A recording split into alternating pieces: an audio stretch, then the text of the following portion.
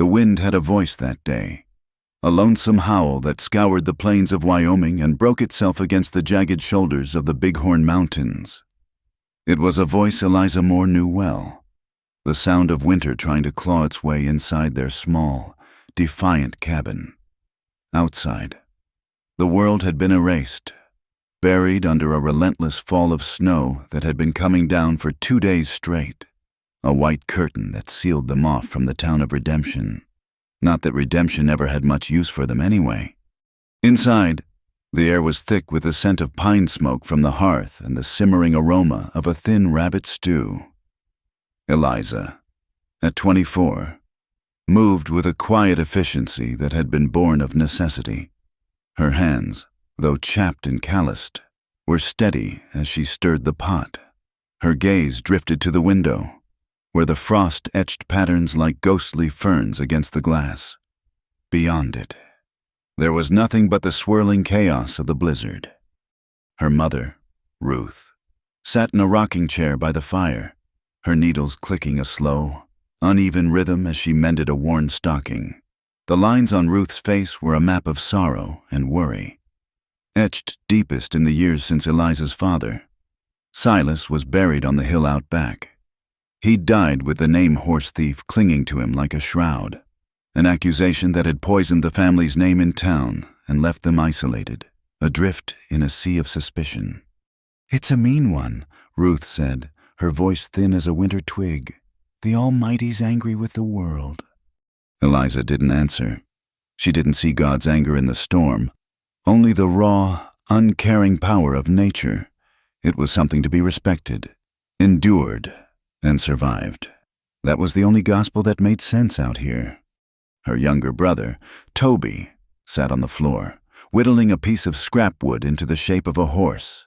At 10, he was a small, quiet boy with his father's dark eyes that held a watchfulness that didn't belong in a child. He looked up, his brow furrowed. "Are the sheep all right, Lisa?" "They're fine. Toby, tucked in the barn, warm as can be," she answered, forcing a warmth into her own voice that she didn't feel. But as she spoke, a knot of unease tightened in her stomach. She'd done a count that morning, right before the storm had turned from a squall into a white fury. One of the new ewes, the one with the black spot over her eye, hadn't been in the pen. She'd told herself the creature was probably just huddled in the back of the barn, hidden in the shadows. But the lie felt thin now, worn through by the ceaseless moan of the wind. A single sheep was a fortune they couldn't afford to lose.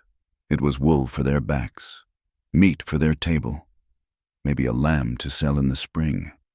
She pulled her worn sheepskin coat from its peg by the door. Ruth's knitting needles stopped their clicking.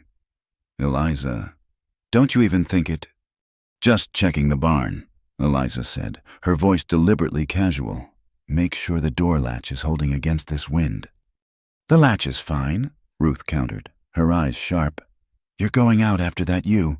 In this, it's foolishness. Let the storm have it." "I can't," Eliza said, pulling on her thick mittens. Her jaw was set. It was a look her mother knew well, the same stubborn set that had been her father's. "We can't spare it. I won't be long." She grabbed the heavy wood axe that leaned against the doorframe. It was for clearing any fallen branches that might block the path, but its weight in her hand was a small comfort against the vast emptiness outside. Toby watched her, his wooden horse forgotten. "Be careful, Liza." "Always am," she said, giving him a quick, faint smile before opening the door. The world that met her was a violent, frozen beast. The wind tore the breath from her lungs and slammed the cabin door shut behind her. Snow, as fine and sharp as sand, blasted her face, stinging her cheeks raw in seconds.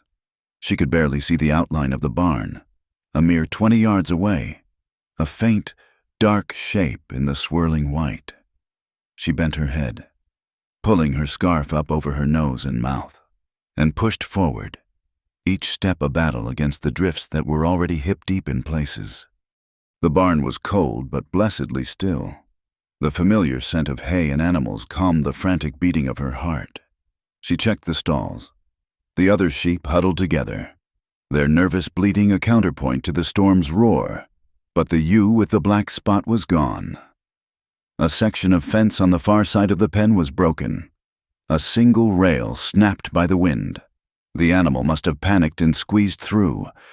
A cold dread, sharper than the wind, settled over Eliza. To be lost in this blizzard was a death sentence. For a moment, she considered her mother's words. Let the storm have it. It was the sensible thing to do. But then she pictured the terrified ewe, freezing and alone, and she saw the lean months ahead without the wool, without the lamb. It wasn't just a sheep. It was a piece of their survival. Clutching the axe, she circled the barn, her eyes scanning the ground. The wind was whipping the snow so fiercely that tracks were erased almost as soon as they were made. But she found a faint trail leading away from the broken fence, toward a small copse of pine trees that offered a sliver of shelter from the gale. She followed, her world shrinking to the few feet of churning snow she could see in front of her. The trees moaned under the weight of the wind. It was darker here, the weak afternoon light swallowed by the thick branches. She called out, her voice snatched away and lost in the storm. And then she heard it. A faint, panicked bleat, nearly indistinguishable from the wind's cry. It came from a small hollow, where a cluster of boulders formed a natural windbreak. Relief washed over her as she saw the dark shape of the ewe, huddled and shivering but alive. It was pressed up against something else, another dark shape half buried in a drift. At first, Eliza thought it was a fallen log or another rock. Then she saw the shape of a boot, a human hand, fingers curled and dusted with white. Her heart leaped into her throat. She stumbled forward, her boots sinking deep into the snow. It was a man. He was lying face down, a thick layer of snow already blanketing his back. A dark, wide-brimmed hat lay nearby, half submerged. He wore a heavy coat, but it wasn't enough for this kind of cold. She grabbed his shoulder and rolled him over. His face was pale, almost blue, with a dusting of ice on his eyebrows and a dark, frozen trickle of blood at his temple. His lips were parted, but no breath steamed in the frigid air. A dark, ugly stain spread across his chest, melting the snow around it into a faint pink slush. A bullet wound. He was a cowboy. Judging by his worn denims and leather chaps, a stranger in a land that had taught her to be wary of strangers. Panic seized her. He was likely already gone. She should turn back, get the ewe, and save herself. That was the law of this land. But then she pressed her fingers against his neck, fumbling under his collar with her clumsy mittens, and she felt it, a pulse, faint, thready. But there, he was alive. She couldn't leave him. Her conscience, the stubborn, unyielding thing she'd inherited from her father, wouldn't allow it. It was the same instinct that had sent her out for the sheep. You didn't let a living thing die if you could help it. Getting him back to the cabin was a task from a nightmare. He was a big man, a dead weight of muscle and bone. She looped her arms under his, planting her feet, and pulled. He moved an inch. The ewe, forgotten for a moment, bleated nervously. "Go on, get to the barn," she grunted at the animal, her voice a harsh rasp. The ewe, needing no further encouragement, scrambled out of the hollow and disappeared into the white swirl. Eliza focused on the man. She heaved again, her muscles screaming in protest. She dragged him a few feet, then had to stop, her lungs burning. The snow was a thick, sucking mire. The wind was her enemy, pushing against her, stealing her warmth and her strength. It was a slow, agonizing journey. Drag, rest, breathe. Drag, rest, breathe. The cabin was an impossible distance away, a phantom in the storm.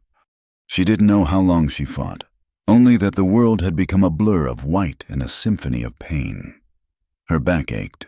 Her legs trembled with exhaustion. The sky was darkening, the pale gray of day bleeding into the deep, unforgiving indigo of a blizzard's night. It was when she could finally see the faint yellow glow of the cabin light through the snow that they appeared.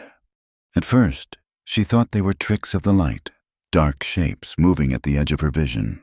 But then she saw the eyes, pairs of golden orbs floating in the gloom, and heard the low, guttural growl that vibrated through the soles of her boots. Wolves, drawn by the scent of the man's blood, their lean, hungry forms circling, materializing from the storm like ghosts of starvation. A primal fear, cold and sharp, pierced through her exhaustion. There were 3 of them, their outlines lean and menacing against the snow. The leader, a large gray male, crept forward, its black lips pulled back from yellowed teeth. Her hand tightened on the handle of the axe. She stood over the unconscious man, her body a weak and trembling shield. She had no rifle, no hope of fighting them all, but she would not let them have him. She would not let them have her. "Get back!" she screamed, her voice a raw tear in the fabric of the wind. The gray wolf lunged. Time seemed to slow. She saw the flash of teeth, the powerful drive of its legs. Acting on pure instinct, she swung the axe. It was a clumsy, desperate arc, but the heavy blade connected with the wolf's shoulder. The animal yelped, a sound of shock and pain, and stumbled back. But another one, a smaller, darker wolf, came from the side. It was fast. Before she could turn, its jaws clamped down on her forearm, teeth sinking through the thick sleeve of her coat and into the flesh beneath. A white, hot agony shot up her arm. She cried out, stumbling, but her grip on the axe held. She twisted, using the momentum to swing the heavy tool backhanded, smashing the butt of the handle into the side of the wolf's head. It released her with a surprised whine, shaking its head as if to clear it. The reprieve was momentary. The big gray was coming again, more cautious this time, its eyes burning with a cold fire. Eliza knew she couldn't last. She was flagging, her arm screaming with pain, her vision starting to tunnel. The cabin was so close, its light a promise of a safety she might never reach. With the last of her strength, she grabbed the wounded man's collar again and dragged him backward, step by agonizing step, never taking her eyes off the wolves. They followed, stalking her, waiting for her to fall. 10 feet, 5 feet. The weathered wood of the cabin door was right behind her. The gray wolf made its final move, a low, silent rush. Eliza didn't swing. She raised the axe high, not as a weapon, but as a threat, and she let out a raw, guttural scream, a sound of pure defiance torn from the depths of her soul. It was the cry of a cornered animal, full of desperation and rage. For a heartbeat, the wolf hesitated. It was enough. Eliza turned, fumbled for the latch, and threw her entire body weight against the door, dragging the stranger in with her. She fell through the doorway and onto the rough-hewn floorboards, landing in a heap of snow, exhaustion, and pain as she slammed the door shut just as the wolf's body thudded against the other side. She shoved the heavy iron bolt into place. Silence. The only sounds were the muffled howl of the wind outside, the crackle of the fire, and her own ragged, desperate gasps for air. Warmth began to seep into her frozen limbs. She was safe. Toby was staring, his face pale with shock. Ruth rushed forward, her face a mask of terror. "Eliza, my child, you're hurt." Eliza looked down at her arm. Blood was soaking through her coat, a dark, vivid red against the white snow dusting her sleeve. Then her gaze fell to the man lying unconscious on the floor, a pool of melting snow and blood forming around him. Trouble. She had dragged a world of trouble right through their door. The townspeople, with their suspicious eyes and cruel whispers, would call this proof. They would say the daughter of a thief was bound to shelter outlaws. Helping this man could cost them everything they had left. But as she looked at his still face, the ice in his hair beginning to melt in the cabin's warmth, she knew she had no other choice. Her conscience wouldn't let a man die in the snow, and her spirit wouldn't let the wolves win. She had fought the blizzard and the beasts. Now, she knew with a sinking certainty, the real fight was about to begin. He came to in a haze of pain and confusion, the world swimming into focus with agonizing slowness. The first thing he registered was the ceiling, rough-hewn pine logs, dark with smoke. The second was the fire, a warm, orange flicker somewhere to his left. He was in a bed, not a snowdrift. He was alive. He tried to sit up, a gasp tearing from his throat as a bolt of fire shot through his chest. "Lie still." The voice was low and steady, a woman's voice. It came from a shadow near the fire.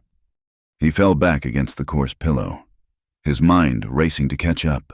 The ambush, the searing pain in his side, his horse falling, the desperate stumble through the blinding snow, the cold, the numbing, endless cold. And then, nothing. Panic, cold and sharp, surged through him. "Where am I?" he rasped, his throat raw. "You're safe for now," the voice said. A figure emerged from the shadows. It was the young woman from the storm, though he only had a fleeting, dreamlike memory of her face. Her hair was the color of dark honey, pulled back from a face that was serious and tired. There was a crude bandage wrapped around her forearm. He looked around the small cabin, his eyes darting to the shuttered window, the heavy-set door. He saw an older woman in a rocking chair, her face a web of deep-set lines, and a young boy who watched him with wide, solemn eyes. A family. He had brought his trouble to their doorstep. "I have to go," he said, trying to push himself up again. The pain was a physical wall, shoving him back down. "They'll be looking for me. When the storm breaks, they'll come." His voice was urgent, desperate. "They won't just kill me. They'll kill you for helping me." Eliza moved to the bedside, placing a firm hand on his uninjured shoulder. Her touch was surprisingly strong. "You're not going anywhere. Not like this. You've got a hole in you that needs mending, and a fever that could cook an egg." "You don't understand," he insisted, his breathing shallow. "I understand that you'll die if you go back out in that storm," she said, her tone leaving no room for argument. "And I didn't fight off a wolf pack to drag you in here just to watch you walk out and die. Now you'll be quiet, and you'll rest." For the next few days, the cabin became a small world suspended in time, insulated by the howling blizzard outside. The man, who they learned was named Jack Callahan, drifted in and out of a feverish sleep. During his lucid moments, he was quiet and watchful, his gaze following Eliza as she moved about the cabin. Eliza became his reluctant nurse. She had learned doctoring from her father, the kind of practical knowledge a homesteader needed. She kept the wound clean with boiled water and cloths, changing the dressing with an impersonal efficiency. She brewed a bitter tea from willow bark to fight the fever and made a poultice of yarrow and moss to pack the wound, a folk remedy to ward off infection. Her hands were gentle but sure as she worked, her expression focused. Ruth watched it all with a heavy heart. One evening, as Eliza was washing the bloodied rags in a basin of hot water, her mother spoke, her voice a low murmur. "You're taking a great risk, daughter." "He would have died, Mama," Eliza said, not looking up. "And what of us?" Ruth pressed, her knitting needles still for once. "Have you forgotten your father? Have you forgotten what it's like to have the whole town look at you like you're poison? This man has a bullet in him. That means he has enemies. And men like that, their enemies don't care who gets caught in the crossfire." Eliza wrung out a cloth, her knuckles white. "He's not Papa. He's a stranger with trouble clinging to him," Ruth said softly. "And we've had enough trouble to last a lifetime." Toby, however, was not afraid. He was fascinated. He would sit on the floor a few feet from the bed, watching Jack with unabashed curiosity. When Jack's fever finally broke and he could sit up, propped against the wall, Toby's questions began. "Did you get in a gunfight?" the boy asked, his voice full of awe. "Were you fighting robbers?" Jack managed a weak, dry chuckle that turned into a cough. "Something like that, kid." My papa taught me to shoot. Toby offered before he went away. A shadow passed over Jack's face, a flicker of something that looked like sympathy. Your PA was a good man. I reckon. He was, Toby said, his chin held high. As Jack slowly regained his strength, the tense silence in the cabin began to shift. He was a quiet presence, but his being there changed the very air they breathed. Eliza found herself acutely aware of him. When she tended his wound, she tried to focus only on the torn flesh, the careful stitches she'd made with a fine needle and boiled thread.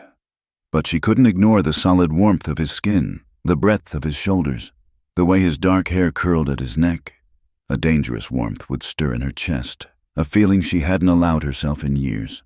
It felt like foolishness, like a spring thaw in the dead of winter, bound to freeze over again. He was another man accused, another shadow falling over their door. She was terrified of letting her heart follow the same path that had led her father to his grave and her family to this lonely existence. One night, the storm had finally exhausted itself, leaving behind a world of profound silence and glittering white. The moonlight was brilliant on the snow. Toby was asleep in his small cot, and Ruth was dozing in her chair. Eliza sat by the fire, mending a tear in Toby's shirt. Jack was watching her, his expression unreadable in the flickering light. "You never asked," he said, his voice quiet but clear in the still cabin. Eliza kept her eyes on her sewing. "Asked what?" "How I came to be in your snowdrift with a bullet in me."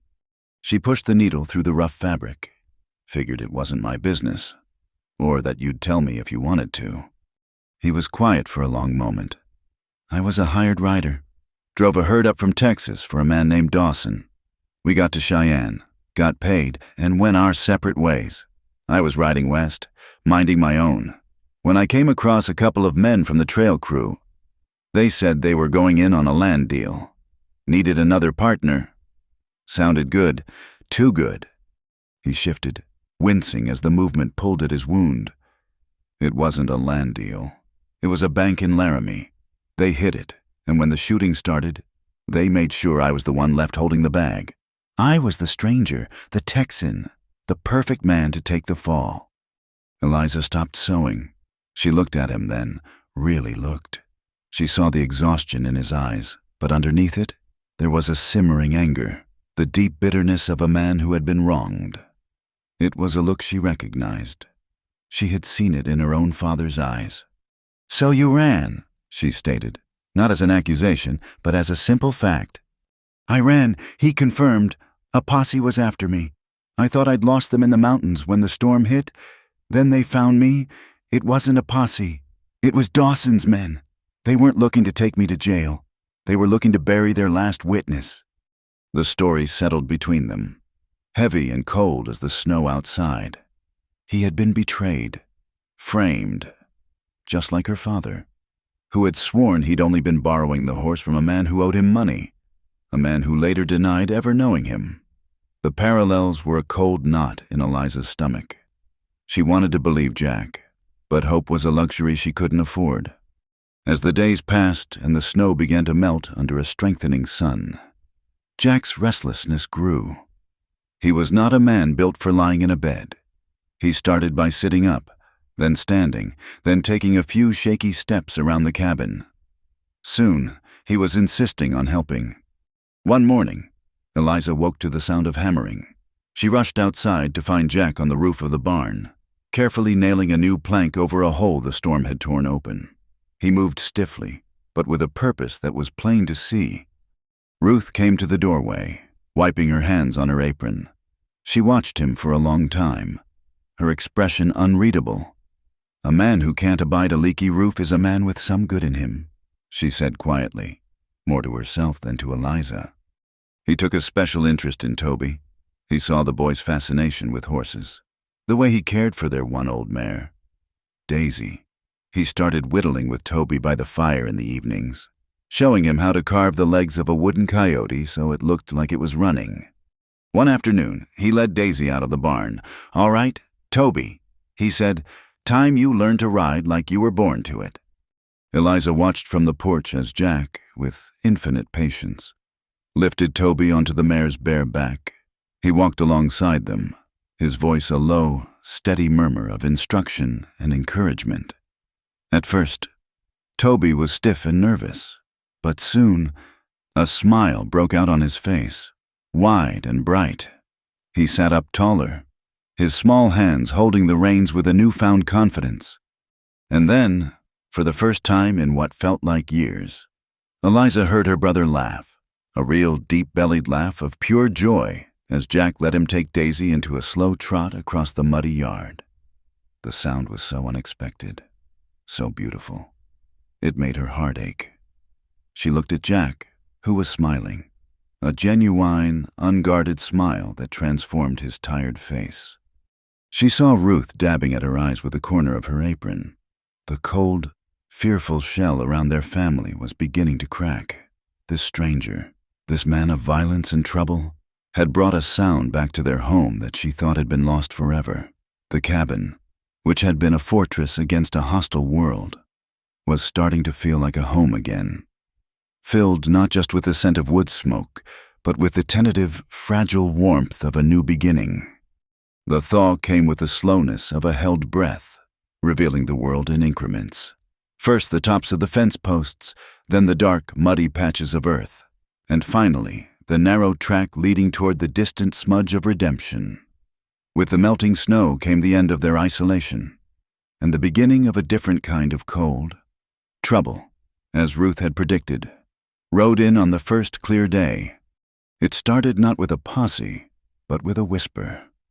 A lone trapper, checking his lines, had seen smoke rising from the moor chimney throughout the blizzard and thought nothing of it. But later, in town, nursing a whiskey at the saloon, he mentioned seeing a fourth shadow moving behind the cabin window one evening. It was a slip of the tongue, a meaningless observation, but in a town starved for gossip and primed for suspicion, it was a spark on dry tinder. The story grew legs, taking on the shape of the town's prejudice. The Moores, that outcast family of a horse thief, were harboring someone. And since no honest man had reason to hide, he must be a fugitive. The rumor reached the ears of Sheriff Denton and, from there, the ears of Reverend Miller, the town's twin pillars of law and morality.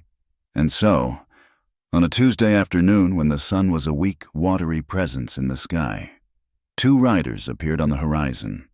Jack saw them first. He was splitting firewood near the barn, the rhythmic thud of his axe a new and welcome sound on the farmstead. He paused, leaning on the axe handle to wipe sweat from his brow, and his body went rigid. His eyes, accustomed to scanning long distances, narrowed. Eliza. His voice was low, but carried an urgency that made her drop the bucket she was carrying. She came out of the cabin, Toby at her heels. "Two riders," Jack said, not taking his eyes off them. "One's wearing a star." A cold dread washed over Eliza. She could feel her mother's presence in the doorway behind her. A silent, fearful watch. Jack's wound was mostly healed, but he was still a wanted man, a stranger, their secret. "The root cellar," Eliza said, her voice barely a whisper. "Now." Jack didn't argue. He gave one last, hard look toward the approaching riders, then slipped into the barn. Eliza took a deep breath, smoothing down her apron with trembling hands. She willed her face into a mask of neutrality. Toby looked up at her, his eyes wide with fear. "It's all right, Toby," she said, her voice steadier than she felt. "Go inside with Grandma." She stood her ground in the muddy yard as the two men rode up and dismounted. Sheriff Ben Denton was a man she had known her whole life. They had gone to the same one-room schoolhouse. He was a decent man, she thought, but a man who bent to the will of the town. His face was set in lines of grim duty. His companion was Reverend Miller, a tall, gaunt man whose piety always seemed to carry a whiff of brimstone. He looked at Eliza not as a person, but as a soul in need of scourging. "Eliza," the sheriff said, nodding curtly. He avoided her eyes. looking instead at the neatly stacked firewood. The patched barn roof. Been a hard winter. "It's over now," she replied, her tone even. "Word in town is you folks had a visitor during the storm." The Reverend said, getting straight to the point. His voice was as thin and sharp as a shard of ice. "A stranger." Eliza's heart hammered against her ribs. "The only visitor we had was the blizzard. Reverend, it stayed for 3 days." Sheriff Denton shifted uncomfortably. "Now, Eliza, there's no need for that. Jedediah Smith said he saw someone. A man. Folks are concerned. With the bank in Laramie being hit, we have to be cautious." "Jedediah Smith sees things in the bottom of a bottle," Eliza said, a hard edge creeping into her voice. She met the sheriff's gaze directly, and for the first time, he held it. "My mother is old. My brother is a child. We keep to ourselves. We bother no one. Is that not enough for the good people of Redemption?" The mention of her family made the sheriff flinch. He remembered a younger Eliza, before her father's trouble. A girl with laughter in her eyes. "I'm just doing my job. The town council asked me and the Reverend to ride out. Ask a few questions. That's all. Could we come inside? Speak with your mother?" It was a test. They wanted to see inside, to search with their eyes. She thought of the extra plate and cup that were sitting on the drying rack, the indentation in the straw of the spare cot where Jack had been sleeping. "No," she said. The word was quiet but as solid as a stone wall. The Reverend's eyes narrowed. A decent woman with nothing to hide would not be so inhospitable to the law and the church. A fire she didn't know she possessed flared in Eliza's chest. A decent woman protects her home. This is my home. Reverend, my father built it with his own 2 hands, and you, Sheriff, know better than anyone that this family has been judged and condemned by whispers before. I won't have it again. You have questions. You ask them of me. Right here." She stood straighter, her chin lifted. She was no longer just the horse thief's daughter. She was the defender of this small patch of land, the guardian of the souls within it. Sheriff Denton saw it in her eyes, a flinty resolve he had never seen before. He looked at her, then at the silent cabin, and sighed. A man caught between his duty and his conscience. "All right, Eliza," he said, his voice softer. "All right, we'll leave you be, for now." He tipped his hat, a gesture of respect that felt years too late, and mounted his horse. Reverend Miller gave her one last look of condemnation before turning to follow. Eliza stood motionless, watching them until they were small figures once more, swallowed by the vast, empty landscape. Only then did she allow her body to tremble, leaning against the door frame for support as the strength drained out of her. That evening, the mood in the cabin was somber. The intrusion had shattered their fragile peace, reminding them of the world waiting outside. Jack was quiet, his face grim. He knew the reprieve was temporary. After Ruth and Toby were asleep, he and Eliza sat by the dying embers of the fire. "They'll be back," he said. "I should have left the day the storm cleared." "And gone where?" Eliza asked, her voice weary. "Back into the mountains with a healing wound and a posse on your trail. It would be better than bringing this down on you." He stared into the glowing coals, his face etched with a pain that went deeper than his physical injury. "I know what people are like. I know how they turn on you." Eliza waited, sensing there was more. The firelight cast long shadows, creating a space of intimacy and confession. "There was a woman once," he said, his voice so low she had to lean forward to hear it. "Back in Texas. Her name was Eleanor. Her father owned the ranch I worked for. She was like the first flower of spring after a long winter. I thought she was the finest thing I'd ever seen." He paused, the memory twisting his mouth into a bitter line. "I wasn't much, just a ranch hand with nothing to my name, but she seemed to think I was something special. We'd meet in secret. We made plans.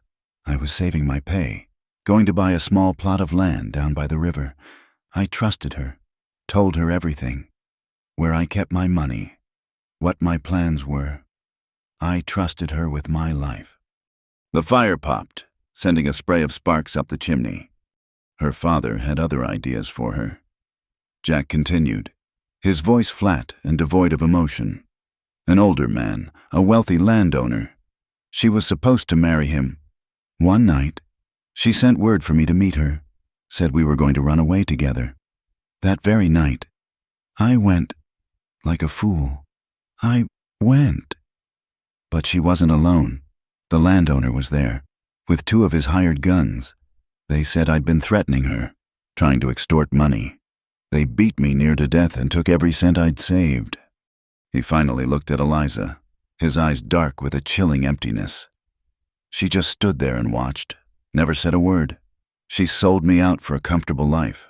I learned something that night. People will always save themselves. Trust is a fool's game. It's better to be alone. No one can stab you in the back if you never let them get close. He fell silent, the story hanging in the air between them, a ghost of betrayal and lost faith. Eliza looked at this man, who had been wronged by the law and broken by love, and she saw a reflection of her own family's pain. She saw a man who had built a fortress around his heart, just as her family had built one of isolation around their small farm. The world had told them both they were better off alone, that they couldn't trust anyone. Eliza thought of that day in the storm, of the wolves, of the crushing weight of his unconscious body. She thought of his feverish ramblings, of the gentle way he taught her brother to ride, of the laughter he had brought back into their silent home. He had been a stranger, and she had every reason to fear him, to leave him where she found him. But she hadn't. She reached out, not to touch him, but as if to bridge the gap his painful story had created. Her voice was clear and steady in the quiet room, a single point of light in his darkness. "Not everyone," she said softly, "leaves a man to die in the snow." His head snapped up. He stared at her, his guarded expression faltering. In her simple words, he heard not pity, but a profound truth. She wasn't arguing with his past. She was stating the fact of her present. She, a stranger, had risked everything for him when the woman he loved had sold him for nothing. In that moment, something shifted between them. They were no longer just a wounded man and his caretaker. They were 2 people who understood the sharp sting of being cast out, of being judged and abandoned. They were 2 survivors, looking at each other across the dying embers of a fire, and for the first time, feeling a little less alone. The uneasy peace that had settled over the cabin was as fragile as a skim of ice on a puddle, and it was shattered by a sound that tore the night apart. It began with a frantic, terrified bleating from the sheep pen, a sound of pure panic that was instantly followed by the deep-chested, guttural snarls of predators. And then came the howl, not the lonesome call of a distant animal, but a triumphant, bloodthirsty cry, chillingly close. Jack was on his feet before the echo had faded, his body moving with an instinct that bypassed his still-healing wound. His face, illuminated by the low-burning fire, was a mask of grim resolve. "Stay inside," he commanded, his voice a low growl. "Bolt the door behind me." He went straight to the corner where Silas Moore's old shotgun rested, a relic that hadn't been fired in years. He checked the breech, his movements swift and sure. Ruth was frozen in her chair, a hand pressed to her mouth, while Toby's eyes were wide with terror in his cot. Eliza grabbed the heavy iron poker from the hearth. "I'm coming with you." "No," Jack said, his voice sharp. "It's not a debate. Eliza, stay here with them." "It's my flock," she retorted, her jaw set with that familiar stubbornness. "My home? You're not fully healed. You can't face them alone." For a fraction of a second, their eyes locked in a silent battle of wills across the small room. He saw in her gaze the same fierce, defiant spirit that had screamed at the wolves in the blizzard, and he knew he could no more stop her than he could stop the moon from rising. He gave a curt, frustrated nod, and they moved as one, unbarring the door and plunging into the cold, moonlit night. The scene in the yard was one of primal chaos. A brilliant, cold moon bathed the landscape in a stark silver and black, casting long, distorted shadows that seemed to move on their own. The sheep were scattering in every direction, their panicked cries piercing the air. Weaving among them were 4 dark, powerful shapes, the wolf pack, returned not as scavengers this time, but as hunters. A large, gray male, bigger than the others, had cornered a ewe against the barn wall. It was the alpha, the same one from the storm, its intelligence visible in the cold, calculating way it moved. Jack raised the shotgun to his shoulder, the motion pulling at the scar on his side. He took a steadying breath, aimed, and fired. The roar of the gun was deafening in the night, a blast of orange flame that momentarily lit the entire yard.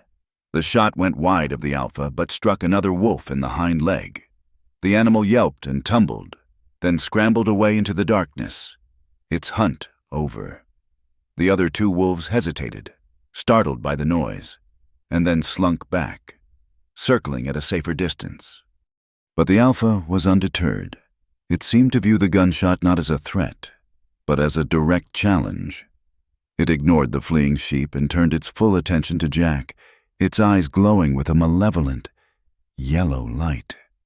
It lowered its head, a low growl rumbling in its chest. "Reload," Eliza said, her voice tight, her knuckles white on the iron poker. Jack broke the shotgun, his fingers fumbling with the cold brass of a new shell.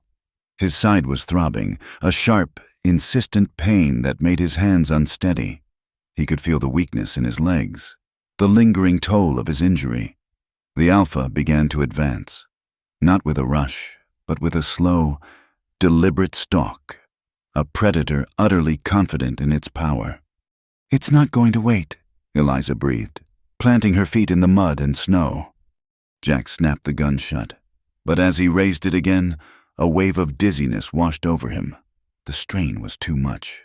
His vision blurred for a second, and he staggered, one knee dropping to the ground. It was only for a moment, but in the deadly calculus of the wild, a moment was an eternity. The alpha saw its chance. With a guttural snarl, it launched itself through the air, a gray streak of muscle and teeth aimed directly at Jack's exposed throat. Time seemed to stop. Eliza saw Jack on the ground, the wolf in midair, a living arrow of death. There was no time to think, no time to scream. There was only instinct, a raw, protective force that surged through her, more powerful than fear. She moved without a conscious thought, throwing her body in front of his. She met the wolf's charge not with strength, but with desperation. She thrust the heavy iron poker forward. A clumsy, 2-handed shove.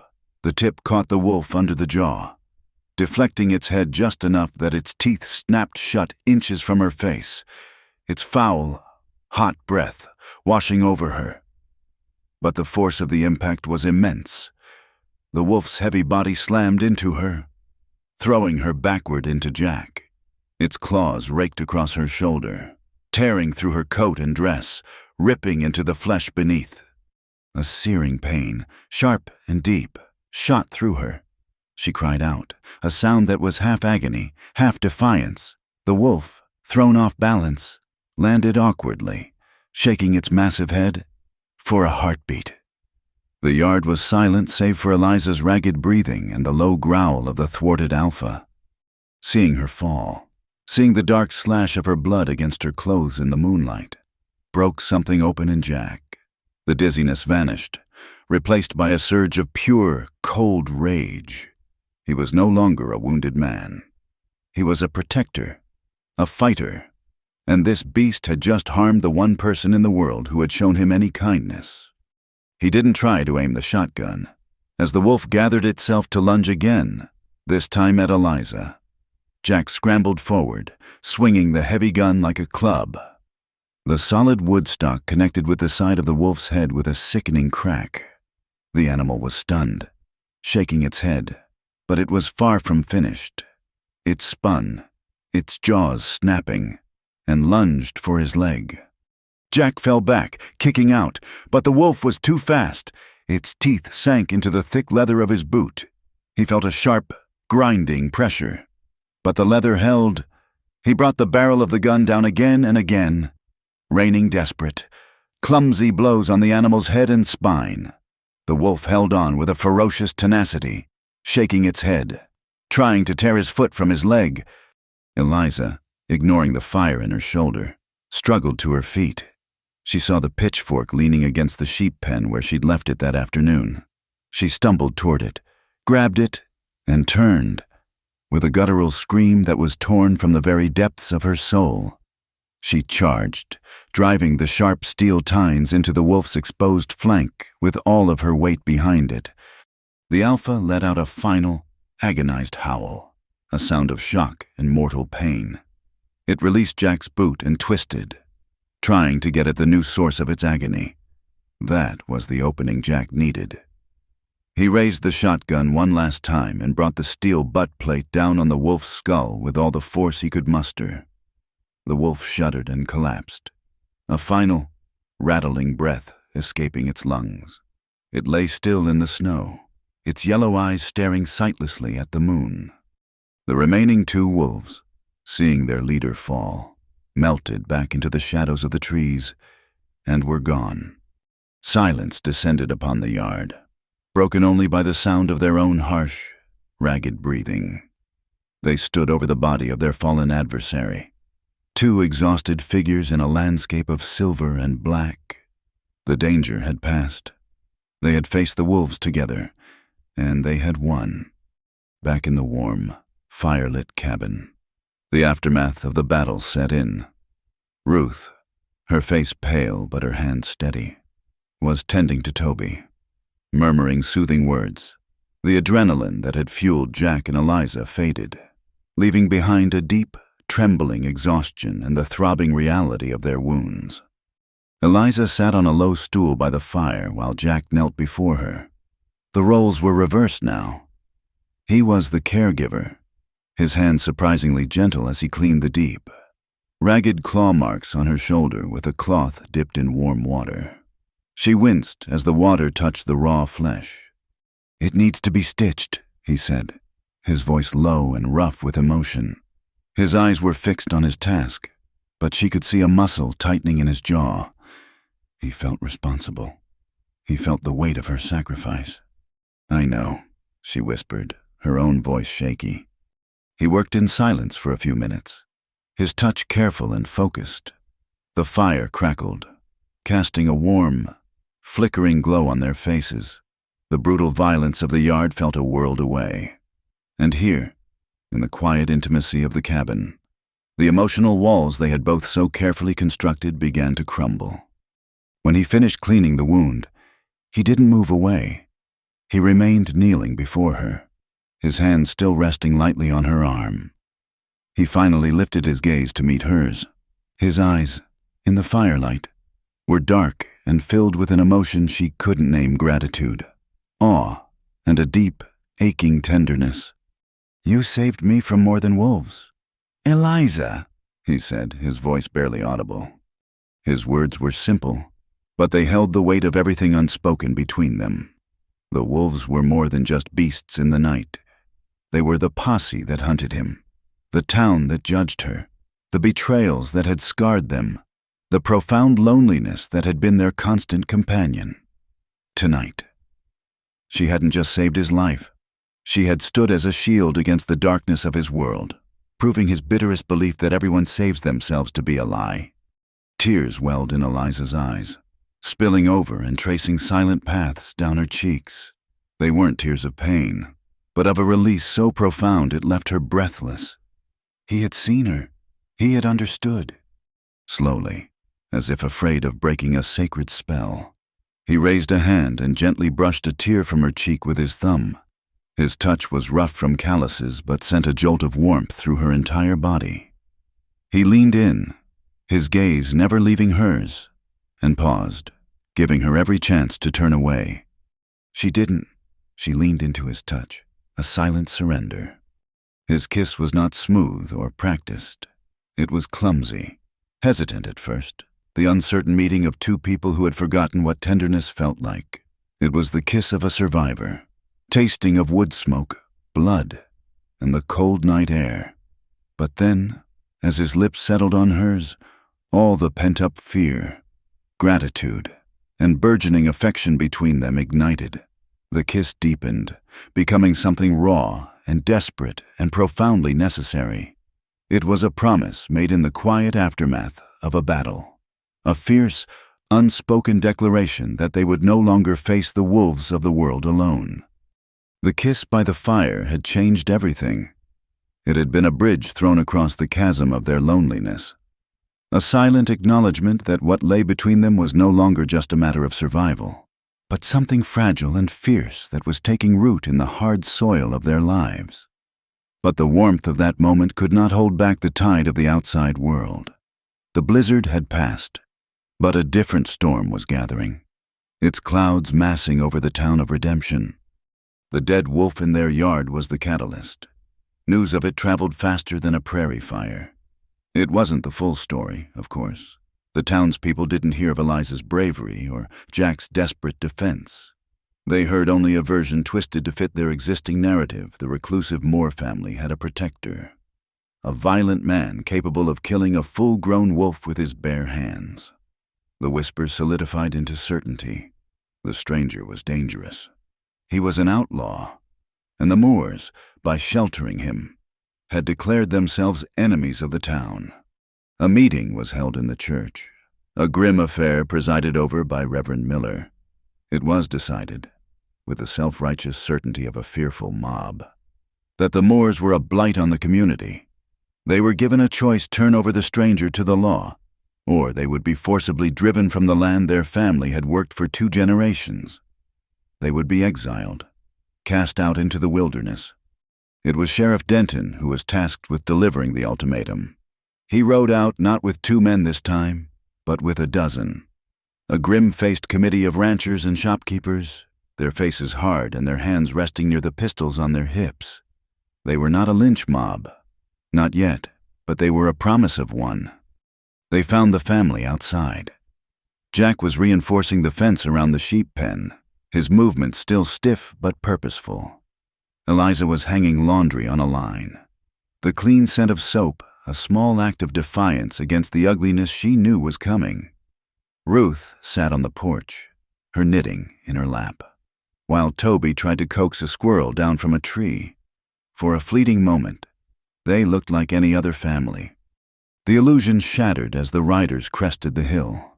Jack straightened up, his hand dropping to rest on the handle of the axe he'd been using to drive posts. Eliza's hand stilled on the clothesline. A cold knot formed in her stomach. Sheriff Denton rode ahead of the others, his face etched with a misery that did little to soften the harshness of his duty. He stopped his horse a dozen yards from the fence. His eyes found Eliza's, and for a moment, she saw not the sheriff, but Ben Denton, the boy who had once carried her books from school, a boy with a shy smile and kind eyes.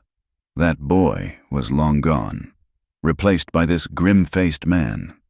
"Eliza," he began, his voice heavy, "I've come on behalf of the town council." "I can see that," she said, her gaze sweeping over the silent, accusing faces of the men behind him. She recognized many of them. Mr. Hollis, the blacksmith, Mr. Abernathy, who ran the general store. Men she had known her whole life, who now looked at her as if she were a disease. "There's no easy way to say this," Denton continued, his eyes fixed on a point just over her shoulder. "The town won't abide a fugitive in its midst. We know you're harboring a man. The council has voted. You are to hand him over to me. If you refuse, you'll have 1 week to vacate this property." The words hung in the air, brutal and final. Vacate. It was a sterile word for being made homeless, for having everything you'd ever known torn away. Eliza felt a wave of dizziness, the ground seeming to shift beneath her feet.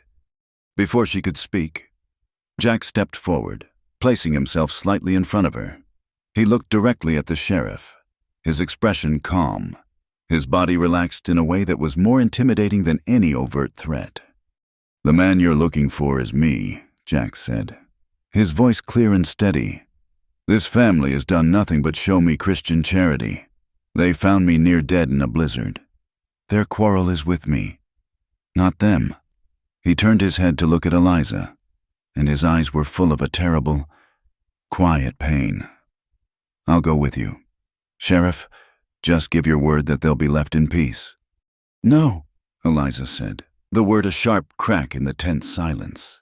She moved to stand beside Jack, her shoulder brushing against his. You will not. Eliza, it's the only way, Jack said, his voice low and urgent. They'll destroy you because of me. I can't let that happen. What they'll destroy is a life of being looked down on, of being whispered about, of being alone, she countered, her voice ringing with a newfound strength. She turned her fierce gaze back to the sheriff. This man is here because I brought him here. I saved his life, and I am not ashamed of it. This is our land. We are not leaving, and he is not leaving. Sheriff Denton's face was a mask of conflict. Don't make me do this, Eliza. Please, I don't want to see you hurt. You should have thought of that when you brought these men to my home, she shot back. A murmur went through the crowd of men. Mr. Hollis, a big man with a sour face, spurred his horse forward. She's made her choice. Sheriff, she's siding with an outlaw over her own kind. The situation was unraveling, the fragile peace ready to explode into violence. Eliza could feel Jack tensing beside her, ready to fight, ready to die. She knew in that moment that this was how it would end, in blood and mud, another tragedy to stain the Wyoming soil. And then a new voice cut through the air, thin but as sharp and clear as a winter morning. My daughter has made her choice.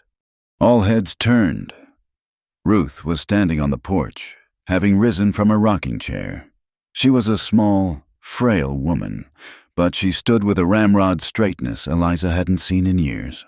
Her eyes, which had for so long been clouded with grief and fear, were now blazing with a cold fire. She walked down the porch steps and came to stand with Eliza and Jack, forming a small, defiant line against the dozen armed men. She looked directly at Sheriff Denton, then let her gaze travel over the faces of the other men, many of whom she had known since they were boys. I have lived in fear since the day my husband died, Ruth said, her voice trembling slightly but gaining strength with every word. I have lived with your whispers, your accusations, and your scorn.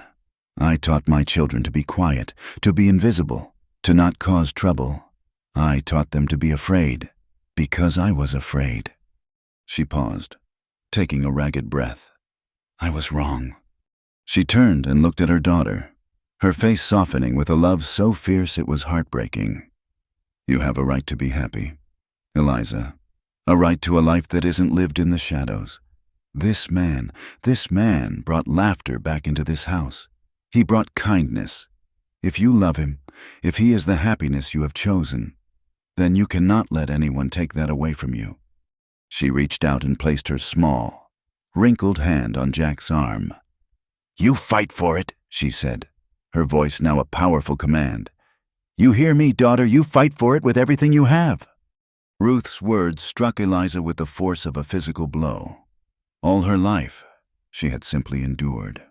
She had endured the town's scorn, the loneliness, the hardship. She had survived. But survival was a grim, colorless thing. Happiness, she suddenly understood, was not a gentle gift from a benevolent sky. It was not something you were given. It was something you claimed. It was a territory you had to be willing to defend, with your heart and your hands and your very soul. She looked at Jack, at the astonishment and gratitude on his face as he listened to her mother's words.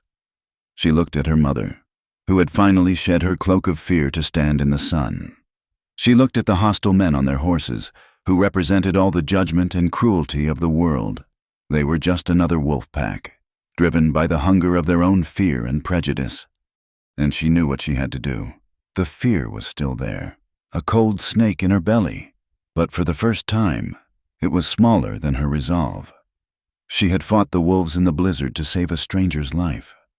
Now, she would fight again, not just for his life, but for their life, for the possibility of a future she had never dared to imagine. She had fought for survival. Now, She understood. Was the time to fight for joy.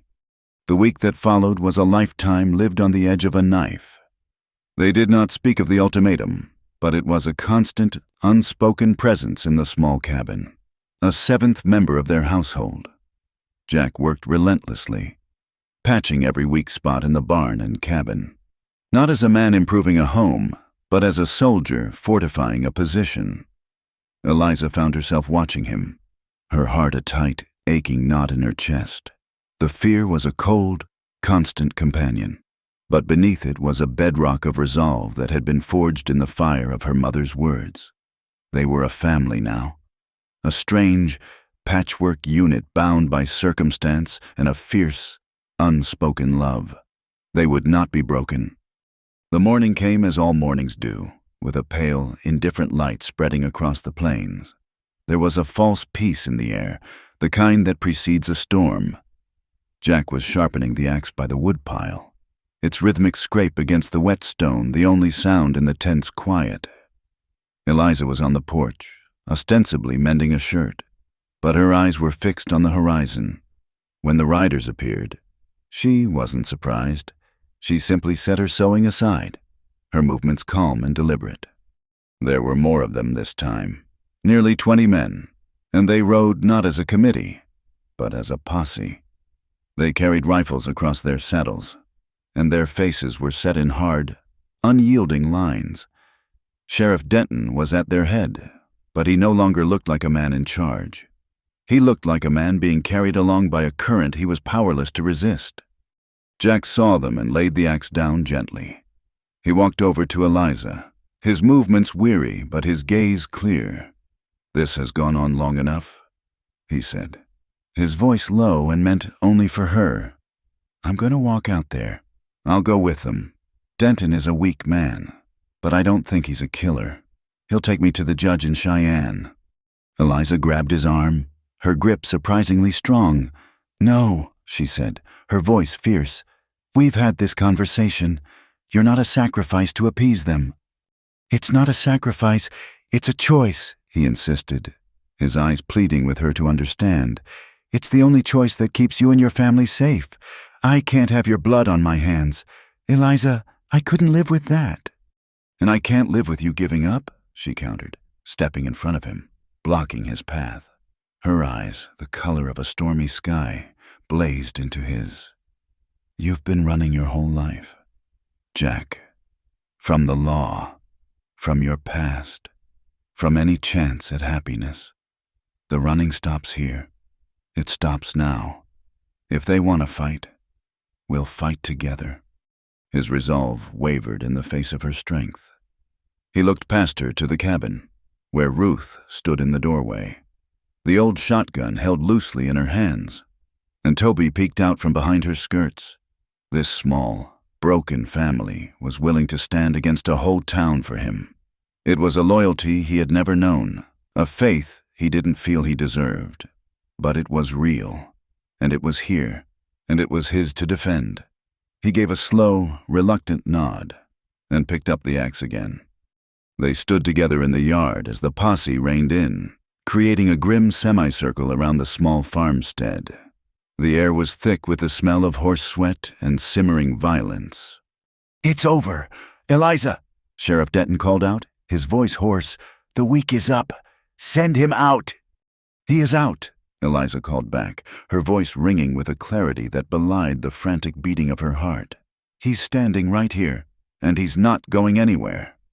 A low murmur of anger went through the riders. The blacksmith, Hollis, a hulking man with a perpetually sour expression, spat a stream of tobacco juice into the dirt. "We ain't here to palaver with a woman. Sheriff, we're here for the outlaw." Denton seemed to shrink under the man's gaze. He was about to speak again, to plead one last time, but Hollis had lost patience with words. His eyes scanned the scene, looking for a weakness, a lever to break the stalemate, and he found it. Toby, overcome with a child's fearful curiosity, had crept away from his grandmother's side and was peering around the corner of the cabin, his small face a mixture of terror and fascination. In a movement of shocking speed, Hollis swung down from his horse. Before anyone could react, he crossed the few yards of open ground, grabbed Toby by the arm, and hauled him out into the open. The boy cried out in pain and surprise. Hollis pulled a long, wicked-looking knife from a sheath on his belt and held its glittering edge to Toby's throat. "All right, outlaw!" Hollis snarled, his eyes wild with a vicious triumph. He held the terrified, struggling boy against his chest as a human shield. "Drop the axe, or the boy gets it." The world stopped. The birdsong, the breeze. The very breath in Eliza's lungs seemed to cease. All she could see was the flash of steel against her brother's skin. A raw, guttural sound of pure animal rage escaped her lips. The fight drained from Jack's body as if a plug had been pulled. The strength, the resolve, the willingness to die fighting it all vanished, replaced by a cold, sickening dread. He would never risk the boy. Never. Slowly, deliberately. He let the axe slip from his fingers. It fell to the dirt with a dull thud. "All right," Jack said, his voice a dead monotone. He raised his hands slowly to shoulder height. "You win. Let him go. I'll come with you. No trouble." Hollis grinned, a hideous twisting of his features. "That's better." He gave Toby a rough shake. "See, your protector ain't so tough when the stakes are real." Sheriff Denton started to move forward, his rope in his hand, a look of profound shame on his face. Jack took a step toward them, his shoulders slumped in defeat. A man walking toward his own execution. The posse watched, their victory assured, their righteous anger sated. "Wait!" Eliza's voice was a physical shock, a high, piercing cry that cut through the heavy silence. Every eye swiveled to her. She stood, trembling, but her finger was extended, pointing not at the sheriff, not at the posse, but directly at the man holding her brother. "You're arresting the wrong man," she cried, her voice gaining strength. "He's the outlaw Hollis he was in Laramie. He's the one who robbed the bank. Jack was there. He saw him." A stunned silence fell over the posse. Hollis let out a bark of incredulous laughter, but it sounded strained, a note of panic underneath the bluster. "The girl's lost her mind. She'll say anything to save her lover boy." "He passed through here a month before the robbery." Eliza pressed on, her words tumbling out in a rush, riding a bay mare with a white sock on her left foreleg. He was with another man, a slim fellow with a scar on his cheek. They were talking about a big score, about how the bank in Laramie was an easy target. Hollis's face went pale under his beard. The details were too specific, too accurate.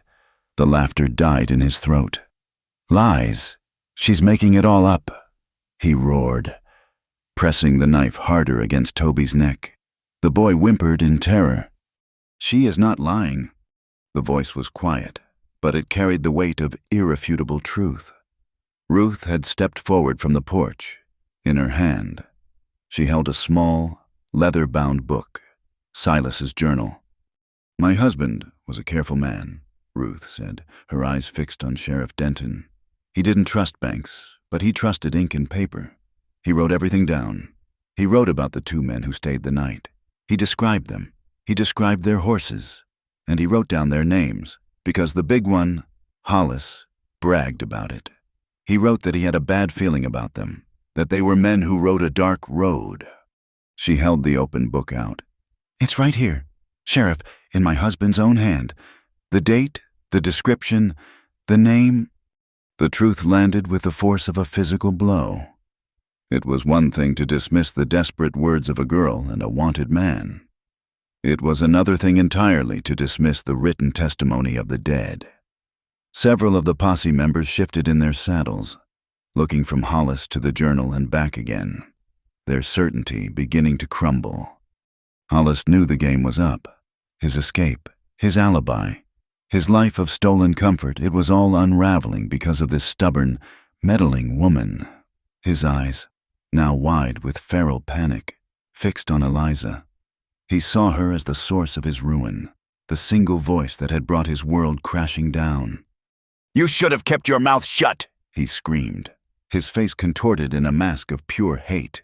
In one violent motion, he shoved Toby to the ground and raised his pistol, aiming it directly at Eliza's heart. Time slowed to a crawl. Eliza saw the dark hole of the barrel, the flash of Hollis's crazed eyes. Jack lunged for her, a desperate, futile attempt to shield her with his body. But Sheriff Ben Denton was faster. In that split second, the years of conflict, of weakness, of compromising his conscience for the sake of peace, fell away. He saw not the town's will, but the clear, stark choice between right and wrong. He saw the boy he used to be, who had carried a girl's books home. He saw the man he was supposed to be, a man of the law. His gun was in his hand before he was even aware of drawing it. A single shot exploded in the still air. Hollis jerked backward as if punched by an invisible fist. A look of stunned surprise crossed his face. The gun fell from his limp fingers. He took one stumbling step back, then collapsed into the mud, a dark stain spreading across his chest. An absolute, profound silence descended on the yard, broken only by Toby's terrified sobs. Eliza rushed to her brother, gathering him into her arms.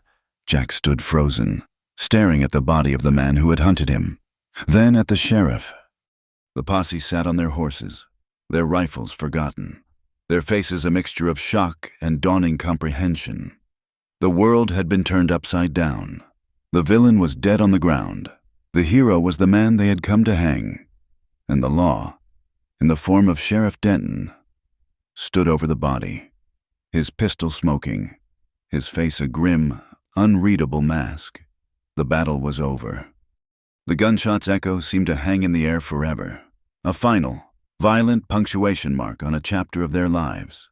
In its wake, a profound, ringing silence descended, broken only by Toby's shuddering sobs as Eliza held him tight, shielding his eyes from the scene in the yard.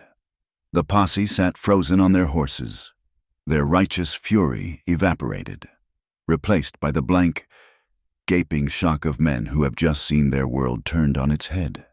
The outlaw they had come for stood with his hands empty, and the man they had followed, their neighbor, lay dead in the mud. Sheriff Denton was the first to move. He looked down at the smoking pistol in his hand as if seeing it for the first time, then at Hollis's still form, and finally at Jack. The shame on his face was a raw, open wound. He holstered his pistol and walked slowly, deliberately, toward Jack and Eliza. "It's over," he said, his voice raspy. He looked at the other riders, his gaze hard and clear for the first time in a long while. "It's over," he repeated, louder this time, his voice regaining the authority he had so long abdicated. "Go home, all of you. There's nothing more to see here." The men, leaderless and adrift in their confusion, needed no further encouragement. They turned their horses, avoiding each other's eyes, avoiding the gaze of the family they had been so eager to condemn. They rode away not as a posse, but as a scattered collection of shamed and humbled men, leaving only the sheriff and the silent witnesses to the truth. In the days that followed, Silas Moore's journal, along with Jack's own testimony given under the sheriff's protection, was sent to the federal marshal in Cheyenne. The wheels of justice, which had so nearly crushed an innocent man, slowly began to turn in the right direction. Word came back within a fortnight. The bank robbery case was reopened. The charges against Jack Callahan were officially dropped. He was a free man. The news spread through redemption, and with it, a creeping, collective guilt. The town had been wrong, horribly, violently wrong. And so, they began to come to the Moore farmstead, one by one, in a slow, awkward parade of apology. Mr. Abernathy from the general store was the first, arriving in his buckboard with a sack of flour and a bolt of calico cloth. He stood twisting his hat in his hands, his gaze fixed on his boots. "I was wrong, Eliza," he mumbled. We was all wrong. I hope you'll accept this as an apology." Others followed. Women brought pies and loaves of bread. Men who had ridden in the posse offered to help mend the fence or tend the stock. their offers clumsy and their words few. They were sorry for their actions. But the apologies rarely came with eye contact. It was the apology of a people who were not yet ready to admit the depth of their prejudice. They had judged Silas Moore and found him wanting, and they had passed that judgment down to his family. Undoing years of scorn was not as simple as offering a sack of flour. Eliza accepted their offerings with a quiet, dignified grace. She thanked them, but she offered no easy absolution. She and her family had learned to survive on their own, and they would not be quick to trust again. The town's acceptance was a half measure, a surface-level truce born of guilt rather than a true change of heart. The whispers might have stopped, but the distance remained. Jack watched it all, a silent observer. He saw the way Eliza handled them, with a strength that was neither bitter nor forgiving, but simply resolute. He saw the wariness that still lingered in Ruth's eyes, the way Toby still flinched at the sound of approaching horses. The immediate danger was gone, but the wounds were still there, deep and tender. One evening, as the sun was setting, painting the Bighorn Mountains in hues of purple and rose, he found Eliza by the stream that bordered their property. She was skipping stones across the water, her expression distant and thoughtful. "You could leave now," she said without turning around. "You're a free man. You could go anywhere. California, Oregon. Find a place where nobody knows your name." He came to stand beside her. Is that what you want? She finally turned to look at him, her eyes searching his. "I want you to be happy, to be safe." "I've never been safer than I am right in this spot," he said, his voice quiet but certain. He picked up a flat, smooth stone. "I spent years running, looking for something. Though I never knew what, I was looking for a place where I wouldn't have to look over my shoulder. A place that felt solid, like home." He looked around at the small cabin, the rickety barn, the wide, open sky. "I think I found it." He looked back at her. "If you'll have me." A slow, brilliant smile spread across Eliza's face, a smile of such pure, unadulterated joy that it seemed to light up the twilight around them. "I think," she said softly, "that we have a lot of rebuilding to do." And so he stayed, as the last of the snow melted away and the earth softened. They began the real work of bringing the farm back to life. They worked side by side from sunup to sundown, a silent, easy rhythm developing between them. They mended the barn roof together, their hammers striking in unison. They cleared the winter's debris from the fields, their movements synchronized, their purpose shared. The most important day came when the soil was finally warm enough for planting. Jack tilled the small vegetable garden, turning the rich, dark earth while Eliza followed behind him, carrying a small sack of seeds. They knelt together in the dirt, the spring sun warm on their backs. He would make a small hole with his finger, and she would drop in a few seeds: corn, beans, squash. Then, together, their hands would brush the soil over the top, a small, shared act of faith. It was a promise to the future, a belief in new life, in the possibility of a harvest. With each seed they planted, they were putting down their own roots, burying the bitter past and cultivating a shared future. The air was fresh and clean, filled with the scent of damp earth and the promise of renewal. This was their new beginning, earned not with words, but with the quiet, steady labor of their own two hands. A few weeks later, on a quiet evening, Jack sat on the porch, a small block of pine wood in his hands. For days, he had been working on it with his whittling knife, his movements precise and patient. Eliza watched him from the doorway, her heart full. When he was finished, he called her over. He held out his hand, and in his calloused palm lay a small, wooden ring, sanded so smooth it shone in the fading light.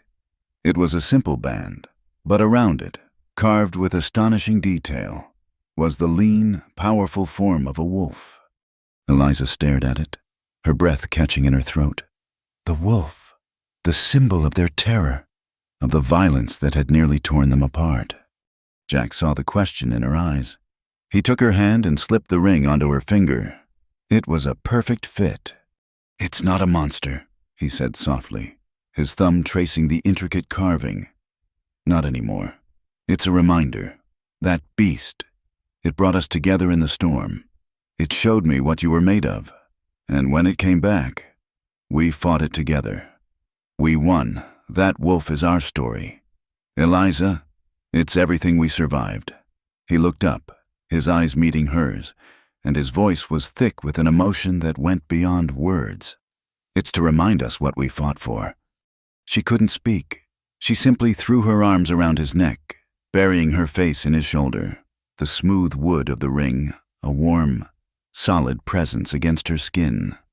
They were married a week later, not in the church in Redemption, but by the side of the stream, where the wild columbines were in bloom. It was a simple ceremony, with no preacher and no witnesses save for the mountains and the sky. The sun shone down, dappling the water with diamonds of light. Eliza wore a simple blue dress, the one she had mended so carefully. Jack wore a clean shirt, his face scrubbed, his eyes shining. Toby, his face beaming with a solemn importance, served as the ring-bearer. He carried the small wooden wolf ring on a large green leaf, presenting it to Jack with all the gravity of a seasoned best man. Jack took the ring and slid it onto Eliza's finger. He had no fine words, no practiced vows. He simply looked at her and said, "With everything I am." She looked back at him, her heart overflowing. "And with everything I will be."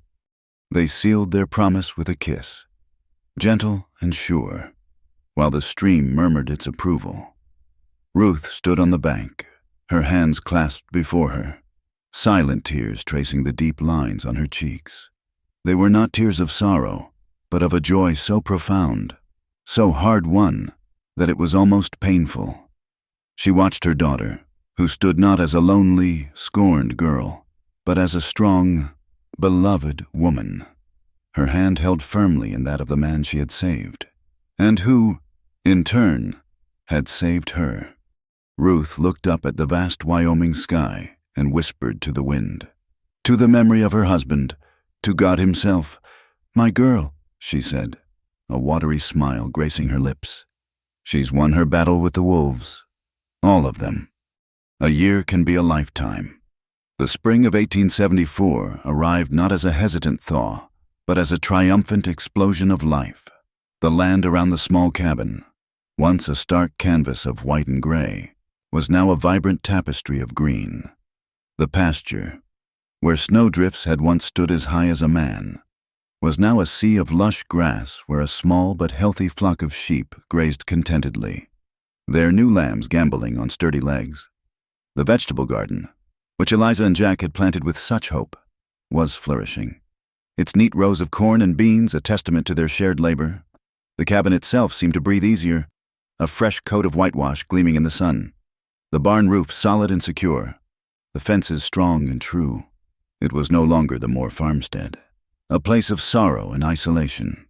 It was the Callahan Ranch, a place of quiet, hard-won prosperity. The rhythm of their days was a gentle, steady beat. They rose with the sun, the smell of coffee and frying bacon filling the small home.